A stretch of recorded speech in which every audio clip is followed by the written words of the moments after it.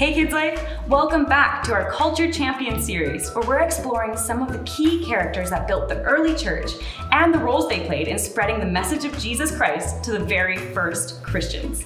So what we see as the church today was started by these incredible men and women who laid down their lives to make sure that the life-giving message of salvation through Jesus was spread to the entire world. Sounds cool, hey? Ready for a game? I am. Let's go. This game is called Guess What? To play this game, you're gonna need a bunch of random objects from around your house, you'll need a blindfold, and a partner. What you're gonna do is one person's gonna blindfold themselves, and the other person's gonna grab a random object and place it in front of the blindfolded person. The blindfolded person then gets 5 seconds to touch and feel the object, and then hands off. Once hands are off, the blindfolded person gets 3 guesses to guess what they just touched. We're gonna give you 3 minutes to play this game and to see how many you can guess correct. Ready? 3, 2, 1, go!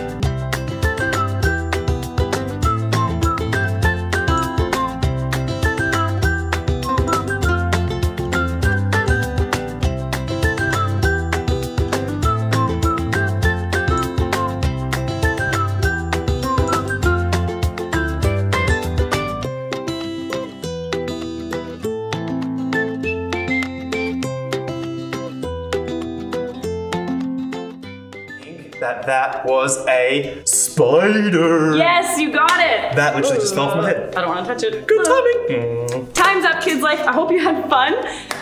All right. What do you say, buddy? Since we finished all our signs, how about we go put them up around the camp? Oh yeah, Counselor Marty. Oh, man, it's so good because now the campers will never get mixed up again. The bathroom with the kitchen. Yeah, I hope not. Okay, I'm gonna start putting up all the welcome signs. You start with the kitchen and the bathroom. Sounds good. Okay. Excellent. All right, see you soon. Goodbye. Hey, Counselor Andy. Oh, hey, Sydney Goobert. So good to see you. How was swimming? Oh, I didn't go swimming. I was counting the grains of sand still. Oh, sounds like fun. Do you want to see what I've been making? Yes. I've been making signs. Oh, sure. Yep, get your spectacles on. Camp KidsLife. What? KidsLife? This is Camp KidsLife? I thought it was Camp KidsLife! Sydney Cooper, it's supposed to say KidsLife. I spelled it wrong. I can fix this though, but I made another snazzy sign. Let's go! Counselor Andy, what's a rathroom? Rathroom? Sydney, it's supposed to say bathroom. I want to spell all of these wrong. The B goes at the beginning of bathroom. Sydney, I've ruined all of the signs. I'm such a bad counselor. You're not a bad counselor. Mr. Lyle probably has more paper in his library. We can just go make another sign and I'll help you because I won a spelling bee once. Sydney, that's a great idea. Let's go. Let's go. Let's go. Oh, what it do, little nature dudes? How good is camping, right? Nothing better than getting a good book and reading it in the woods. But sorry, bros, I don't have any paper.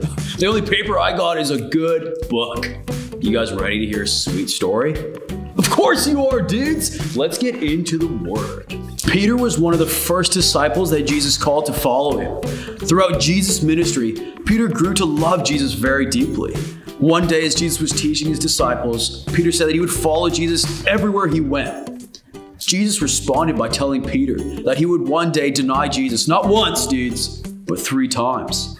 Peter could not believe that he could do such a thing. He loved Jesus too much. But when Jesus was arrested, Peter was asked 3 times whether he knew him, and each time Peter denied ever knowing Jesus. Peter realized that he did exactly what Jesus said he would do, and he was filled with grief, and he wept, dudes. He had denied his best friend and the Son of God. However, Jesus had reassured Peter that even though he would fail, he will always love him and will continue to use him in his great plans to build his church. Come on! After Jesus' death and resurrection, Jesus went to Peter, who still felt really bad about what he'd done. But Jesus forgave Peter and invited him again to follow him.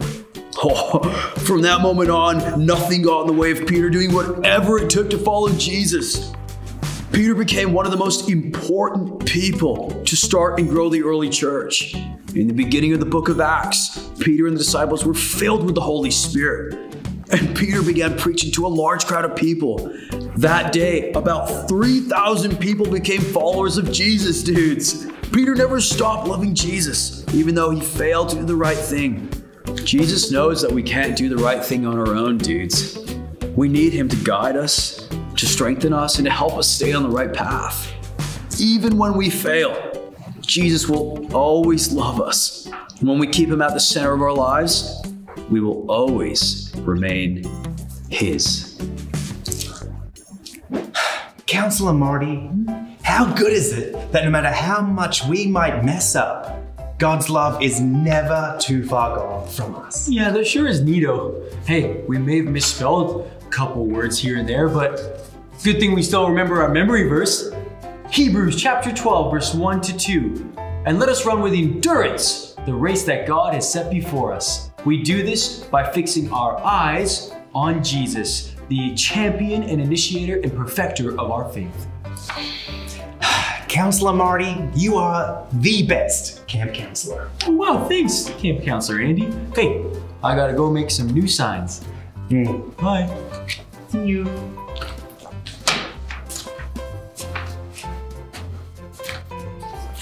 Oh, hey, Sydney, again. Hey, I just wanted to say thank you so much for suggesting us to go talk to Mr. Lyle in the KidsLife library. I now understand that I'm not a bad counselor. I'm just made a mistake one time and will never do it again, camp counselor. That's okay, Counselor Andy. I made you some new signs. That says bathroom. Spelled correctly. That says Camp KidsLife. It does. And this is for you and Counselor Marty. Sydney. To Marty and Andy, the best camp counselors ever. Sydney, thank you so much. It means a lot. What are you doing now? Oh, I'm gonna go back to counting the sand. Yeah. Okay, spy comes from Auntie. I'm coming for you, grain number 2,005,000. The story of Peter shows a man who failed many times, but he never stopped loving Jesus, and Jesus never stopped loving him. The most amazing thing about Jesus is that he knows us better than anyone, and he believes in us no matter what. So no matter how many times we sin or we fail or we mess up, when we come back to Jesus, he is always there, ready to welcome us back, to tell us he loves us and to give us the biggest hug. Thanks for joining us, Kids Life. We'll see you back next week.